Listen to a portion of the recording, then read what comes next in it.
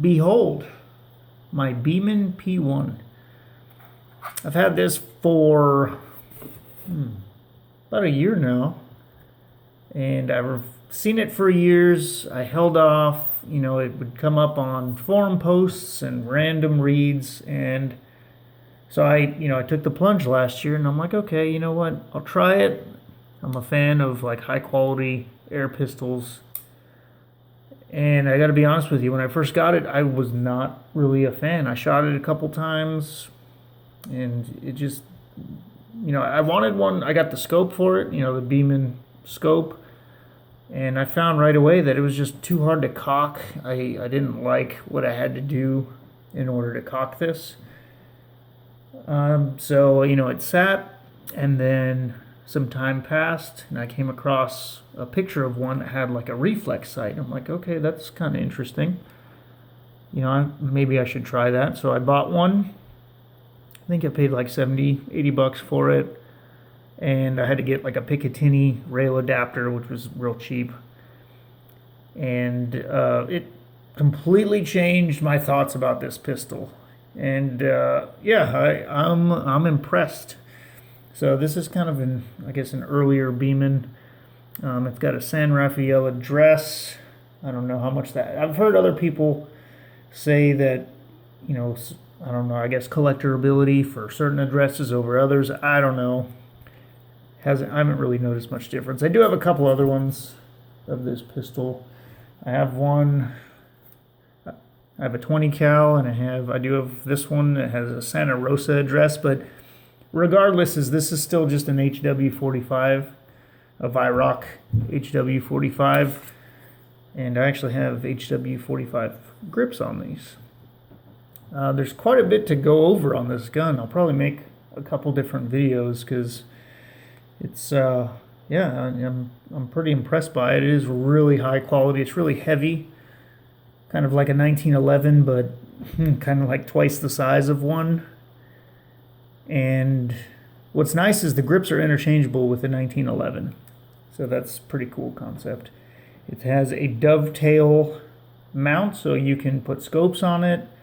It's very scopable, very accurate. It does have a little bit of kick, but it wasn't a whole lot with it. There was a spare O-ring, little Allen key. Beeman are master marketers. And there was a test target that came with it.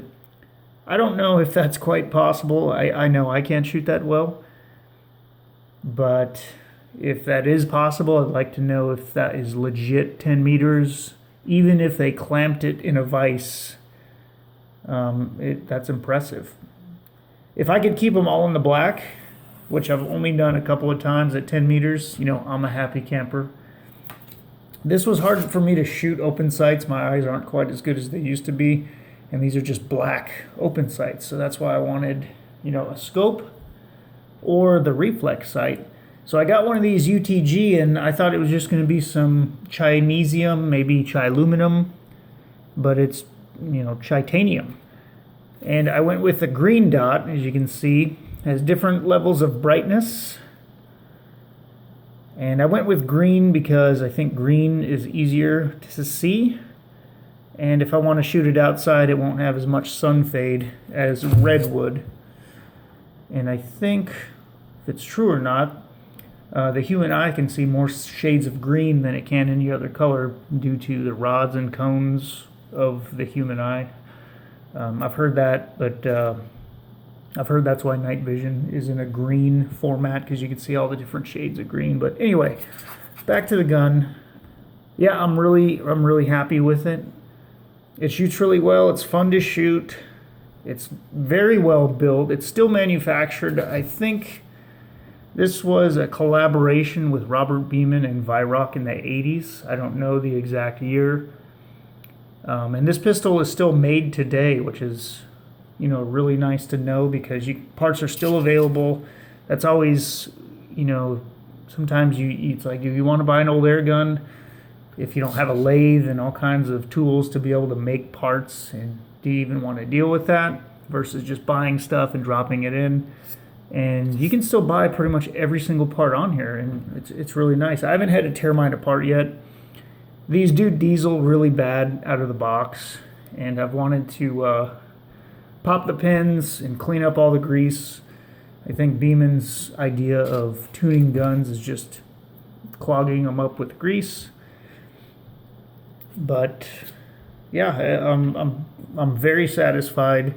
Like I said, I didn't like it at first, and then after I got the Reflex sight, it's now pretty much my favorite pistol. And I got, fine work bow 65s, and like this one is just a real joy to shoot. And it's got kind of a false hammer. To cock it, you just pop that back and then pull this open. I won't cock it. I got to shoot it then. There's a small O-ring right here, which can fall out sometimes if you're not paying attention. And you'll know right away because the pellet won't go very far and the gun makes a weird pop noise. Another cool function of this pistol is that you can dry fire it. So even though I didn't cock the spring, the piston fully, the trigger is cocked. And these triggers are adjustable. It's got 2 adjustment screws. Safety is ambidextrous. I wish that it's not painted on this side, but that's a minor detail. And this trigger is butter. Feel this. Yeah, I've got it tweaked exactly where I want it. And it's really nice. The original Beeman grips, they're identical except the coin is, I'll show you one. I have one right here. Yeah, that's the difference. So it's still pretty much the same checkering. The form factor is the same. It's like a standard 1911 grip. It's just, I wanted some Weihrauch grips, put those on because it's truly a Weihrauch gun. The barrel can be changed out to all different calibers. You can still buy barrels. There's a couple screws in here, which I'll probably make another video showing a couple comparisons. This is just kind of an intro. 4.5 mil, .177. Came in this box. Came with a bunch of paperwork, but overall, it's a good pistol, and if you like shooting air pistols, I would recommend this one. I don't know if I should try the scope again because it's hard to cock with a scope on it. These two are very sharp, and if there's a scope on here, you don't want to have your hand tugging on the scope, so you have to kind of like manipulate it, put your hand inside and cock outward. Either way, it was just a little too much trouble for me and not as fun to shoot with a scope, even though these are really accurate. To me, this is more like a reflex type plinking pistol, but very cool gun. It's pretty much all aluminum with the exception of the grips and the O-ring. I don't think there's any other material. Steel, aluminum, wood grips, and a PTFE seal and a rubber O-ring. And you can still get parts for it, so that's good serviceability on a proven, well-made pistol. Don't have much more to say other than get into like a comparison with like another similar model, which is the Santa Rosa, which I might do in another video. Maybe show how to change the barrel, which is pretty straightforward. The dry fire, practice ability is real nice. Trigger is real light. I wish I had a gauge to measure it because it's a really nice trigger. And the sight itself is really nice on its own. I was impressed for the price, what it came with. It's adjustable, it's accurate, well built. It's not, I wouldn't call it cheap. It's not, I don't know if it's match grade, but for what it is and on this gun, I mean, it's a perfect fit. So if you haven't tried that, I highly recommend trying that. The newer version of this pistol, because it's still being made, still being sold, The stampings are a bit different.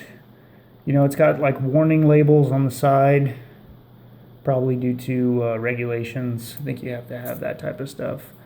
Also, the sights on the newer pistols, which are interesting, are fiber optic. There's like fiber optic insert, which might make it a lot easier to shoot open sights, because I have trouble trying to shoot 10 meters with these types of sights, just because I can't see the blade that well. But, you know, the sights are alone very adjustable, very accurate.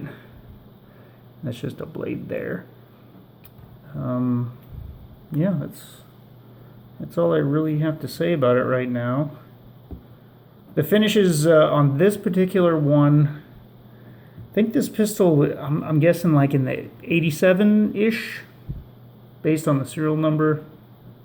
And there's some differences between the years of manufacture. Maybe that's why certain years are more collectible than others. I don't really know. I'm not really a collector in that sense. I'm more of a shooter.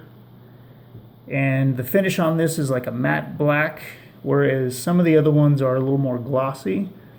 I guess I don't have a preference myself. I like the matte finish. I think it's good. Even the gloss finish on some of the other ones look fine too, so that really doesn't affect my likes for the pistol. Let's see. I think that's pretty much all I got to say right now. I'll have to do a follow-up later with a couple of the other ones, comparing them, because there's a little bit to say about it. So this is the San Rafael, made in West Germany, so obviously before the Berlin Wall came down. And they're still made in Germany today. It's just not called West Germany, it's just Germany. Cool gun, still available, and a lot of fun. You probably won't be disappointed. It's hard to explain when you get one, I guess, what to expect, because there is some kick, and not everyone is able to shoot these as good as you want to be able to shoot them, I guess. Like, I'm not a pistol shooter. I like shooting pistol, I'm just not very good. And my goal, like I said, if I could keep all the pellets just in the black at 10 meters, I'm a happy camper, which, you know, that's pretty challenging. And this gun can do it, though. You know, if I was better, I might be able to do the 310s consecutive, but for now, I'll just try to keep them in the black and keep shooting.